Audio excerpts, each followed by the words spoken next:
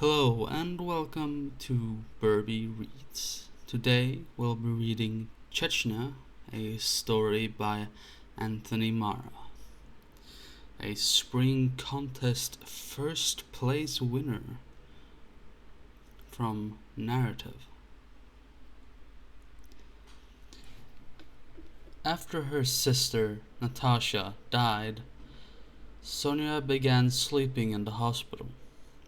She returned home to wash her clothes a few days a month, but those days became fewer and fewer. No reason to return, no need to wash her clothes. She only wears hospital scrubs anyway.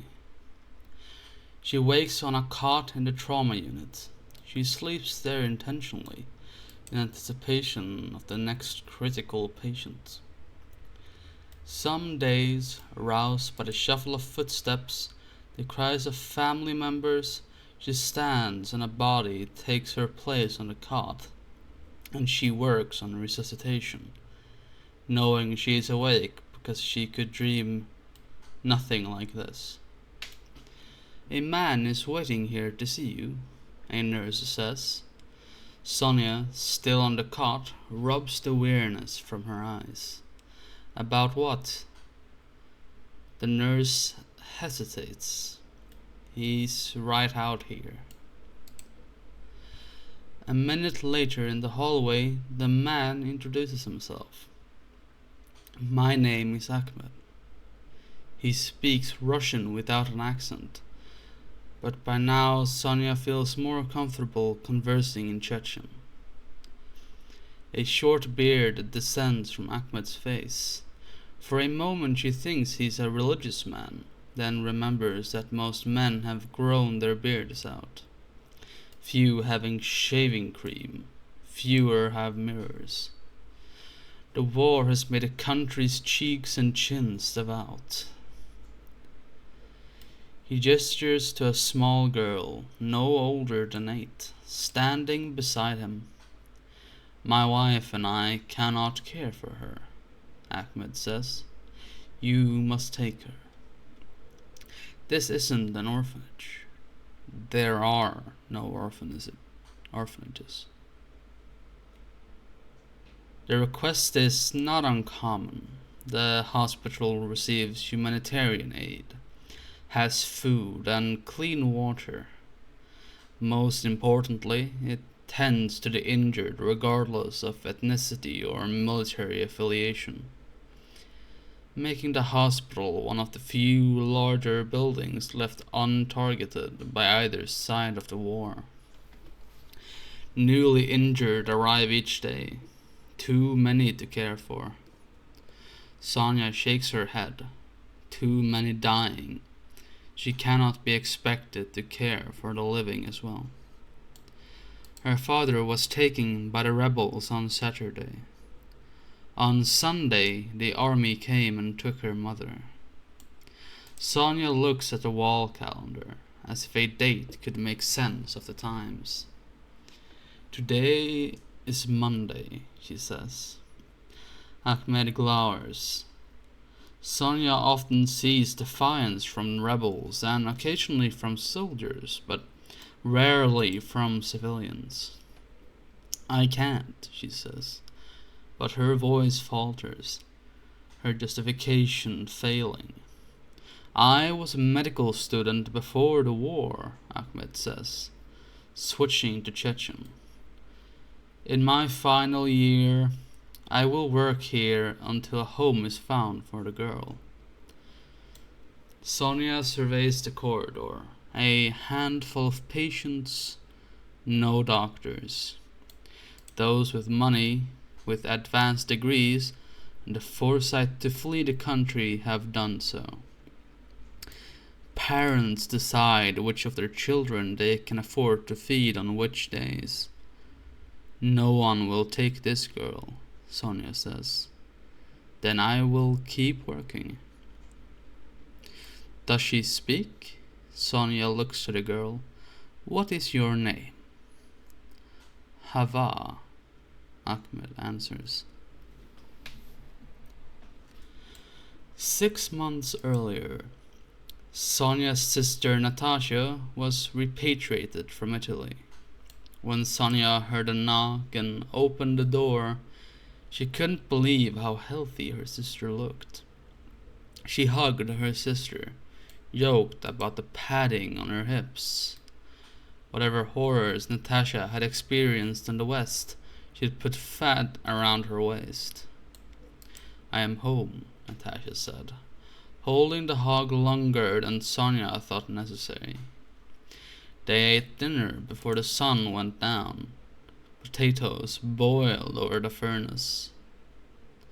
The army had cut the electric lines 4 years earlier. They had never been repaired. Sonia showed her sister to the spare room by candlelight, gesturing to the bed. "This is the place you sleep, Natasha." They spent the week in a state of heightened civility. No prying questions. All talk was small. What Sonia noticed, she did not comment on. A bottle of ribavirin, antiviral pills on the bathroom sink. Cigarette burns on Natasha's shoulders. Sonia worked on surgeries, and Natasha worked on sleeping. Sonia brought food home from the hospital, and Natasha ate it. Sonia started a fire in the morning, and Natasha slept. There were mornings, and there were nights. This is life, Sonia thought. Ahmed is true to his word. 5 minutes after Sonia accepts the girl, he is washed and suited in scrubs. Sonia takes him on a tour of the hospital. All but 2 wings are closed for lack of staff. He shows him the cardiology, internal medicine, and endocrinology wards. A layer of dust covers the floors, their footprints leaving a trail. Sonia thinks of the moon landing, how she saw the footage for the first time when she arrived in London. "Where is everything?" Ahmed asked. "Beds, sheets, hypodermics, disposable gowns, surgical tape, film dressing, thermometers, IV bags, forceps. Any item of practical medical use is gone. Empty cabinets, open drawers, locked rooms, closed blinds, taped over window panes. The stale air remains. The trauma and maternity wards, and we're struggling to keep them both open." Ahmed runs his fingers through his beard. Trauma. That's obvious. You have to keep trauma open. But maternity? Sonia's laugh rings down the empty hall. "I know, it's funny, isn't it? Everyone is either fucking or dying." "No." Ahmed shakes his head, and Sonia wonders if he's offended by her profanity. They are coming into the world, and they are leaving the world, and it's happening here.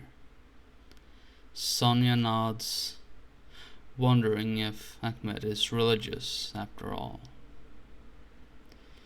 And that marks the end of what is available to me currently. If you enjoyed this, please do not hesitate to go to NarrativeMagazine.com or to seek out other content by Anthony Marra yourself. He has won a number of prizes. The Narrative Prize of 2010, the Story Contest, Fiction and Non-Fiction, and the Pushcart Prize of 2010. He has also written things such as the novel Mercury Pictures Presents and A Constellation of Vital Phenomena. I strongly recommend this writer to any listeners. And that will be all for today. I will see you another day. Good day and goodbye.